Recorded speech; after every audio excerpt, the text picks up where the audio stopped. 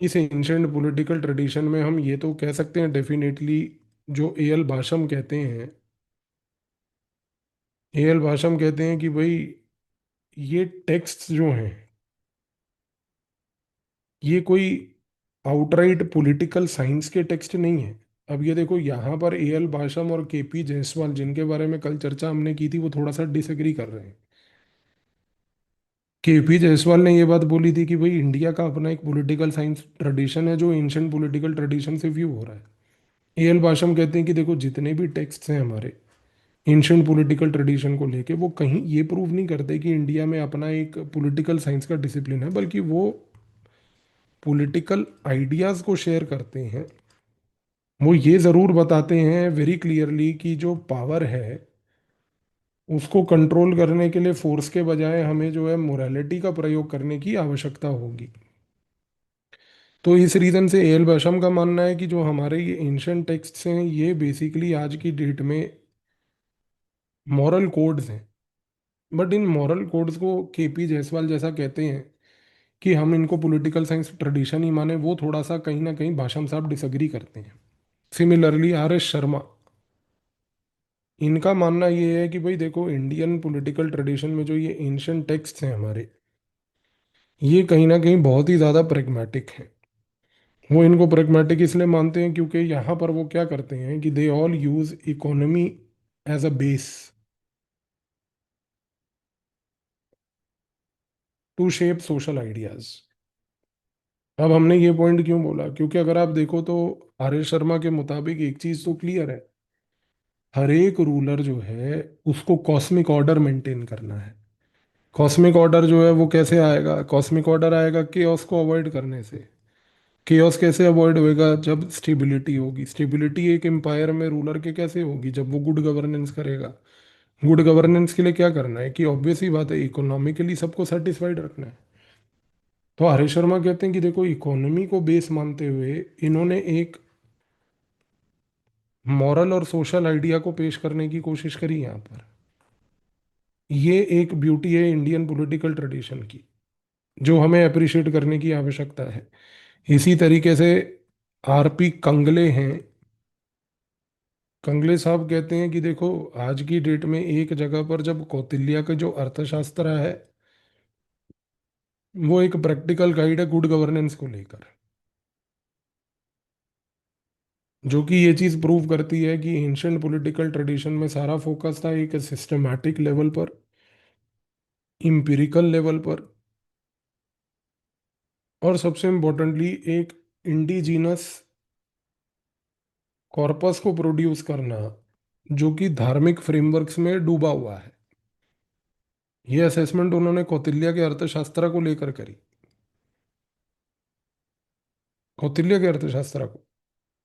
और यही पॉइंट अगर आप देखें तो एक तरीके से हम देखें, उपिंदर सिंह जो एक और स्कॉलर है एंशियंट इंडिया की, जो former prime minister Manmohan Singh की डॉटर हैं, उपिंदर सिंह का मानना ये है कि भाई इंडिया में एंशियंट पॉलिटिकल ट्रेडिशन के लिए अगर आप ये कहो कि भाई केवल एक टेक्स्ट है, तो ये गलत है। बिकॉज यहाँ पर देर वर मल्टीपल वॉइसेस। और वो फिर इस चीज़ को आगे इलेबोरेट करके कहती हैं कि ये जो डाइवर्सिटी थी, ये डाइवर्सिटी जो हमने यहाँ पर भी देखी, आप देखो कि ये सारे जो मैंने आपको ये डाइवर्स टेक्स्ट बताए, ये देखो यहाँ पे, वो कहती हैं कि ये जो डाइवर्सिटी है ये इतनी क्रूशल है कि ये आगे जाकर इंडिया का कोर एसेंस बनती है प्लूरलिज्म को लेकर। तो वो कहती हैं कि भाई जब हम कहते हैं कि वेस्टर्न कंट्रीज ने वो प्लूरलिस्ट आइडियाज दिए, तो वो इस चीज को नहीं मानती। वो कहती कि pluralist ideas are not having their origin from the western tradition, pluralism is actually an Indian essence viewed from the ancient Indian political tradition. तो ये चीज जानने की आवश्यकता है। अच्छा, सबसे बड़ी बात ये भी है कि देखो, यहाँ पर टेक्स्ट जो है हमारे, ऐसा नहीं है कि they always agreed with each other. कहने का मतलब ये है कि हर टेक्स्ट का मैसेज जो है सेम नहीं होता था। अगर कौटिल्य का अर्थशास्त्र एक जगह पर ये बात बोल रहा है कि भाई हमें रियलिस्टिक पॉलिटिक्स करनी है, तो धर्मशास्त्र बोल रहा है कि नहीं, आप देखो हमें जो है मॉरल पॉलिटिक्स करनी है। दोनों का मैसेज क्लैश कर रहा है। कौटिल्य जो है एक प्रैक्टिकल लेवल पर गवर्नेंस की बात बोल रहा है, और धर्मशास्त्र जो है वो एक आइडियल लेवल ऑफ गवर्नेंस की बात बोल रहे हैं। कौटिल्य जो है वो कहता है रूलर को कनिंग होना चाहिए। लेकिन यहाँ पर अगर हम धर्मशास्त्र की बात करें तो धर्मशास्त्र कहती है कि नहीं, रूलर को प्रीस्टली होना चाहिए, सेंटली होना चाहिए। तो इन आइदर ऑफ द सिनेरियो एक चीज तो क्लियर है ना सर, कि जरूरी नहीं है कि टेक्स्ट्स अगर मल्टीपल हो तो सारे टेक्स्ट में सहमति भी हो। यही एक एसेंस और ब्यूटी होती है प्लूरलिज्म की, कि multiple diverse opinions can exist at the same time. तो ये जो चीज़ है ये हमारे एंशंट इंडियन पॉलिटिकल ट्रेडिशन के अंदर आज की डेट में प्रमोट करती है, जिसको हम कहते हैं इंटर टेक्सचुअल टेंशन। क्योंकि ये इंटरटेक्सचुअल टेंशन जो टेक्स्ट्स के बीच में एक टेंशन है, ये डिबेट करता है आज की डेट में कि प्रिस्क्रिप्टिव आइडियाज क्या होने चाहिए। कल को अगर इस थीम पे भी क्वेश्चन आ जाए तो आपको आवश्यकता होनी चाहिए इसको प्रॉपरली आंसर करने की। क्योंकि यहाँ पर भी अगर आप देखो तो एक चीज क्लियर है कि हम जो देख रहे हैं वो क्या है, टेक्सचुअल प्लूरैलिटी। तो टेक्सचुअल लेवल पर जो प्लूरलिज्म है और प्लूरैलिटी है, ये आज की डेट में सबसे क्रूशल है।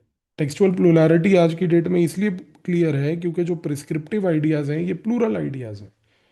इन प्लूरल आइडिया से टेक्सचुअल लेवल पर जो प्लूरैलिटी दिख रही है, उससे बेटर आपको प्लूरैलिटी यहाँ पर कभी नहीं दिखेगी।